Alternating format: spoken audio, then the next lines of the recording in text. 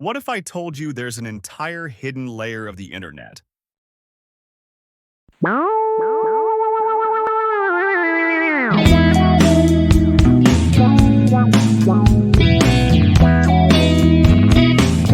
You think you know about World Wide Web? What if I told you there's an entire hidden layer of the internet? A place where websites hide behind layers of secrecy, where identities are cloaked and information moves like whispering shadows. That place has a name: the dark web. Today, we're diving into what it really is, how it works, and why it's not the same thing as the internet you use every day.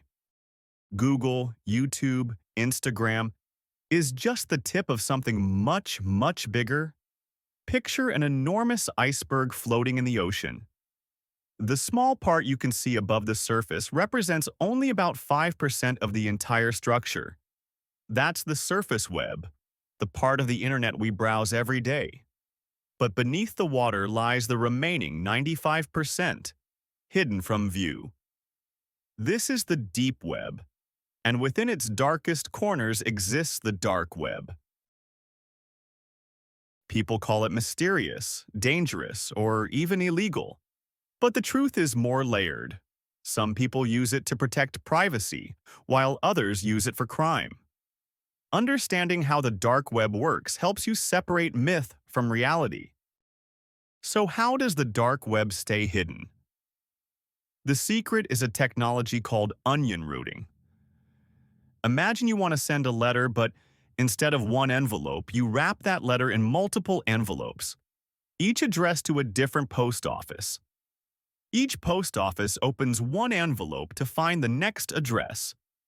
But no single post office can see both the original sender and the final destination. That's onion routing. The most common network that uses onion routing is Tor. Tor routes your connection through multiple volunteer-run servers, known as nodes, encrypting your data at each step. The final site you visit has an address that ends in .onion and can only be reached through the Tor network. What lives behind that curtain? The dark web hosts a mix: private forums, encrypted messengers, whistleblower Dropboxes, and yes, illegal marketplaces. It's a spectrum. Journalists and activists use it to share sensitive information safely. Criminals use it for anonymity. The same tool that protects a dissident in one country can protect a hacker in another. Let's bust a few myths. Myth: everything on the dark web is illegal. False. Myth: you'll get hacked instantly if you go there. Also false. But there are real risks. Scams, malware, and doxing are common. Myth: it's a lawless Wild West. Not entirely. Law enforcement monitors and sometimes raids illegal operations. The dark web is messy, complicated, and human, just like the surface web. If you're curious, be careful. Visiting unknown hidden sites can expose you to malware or scams. Don't share personal information. Don't attempt to buy or sell illegal goods. And remember, anonymity online is never absolute.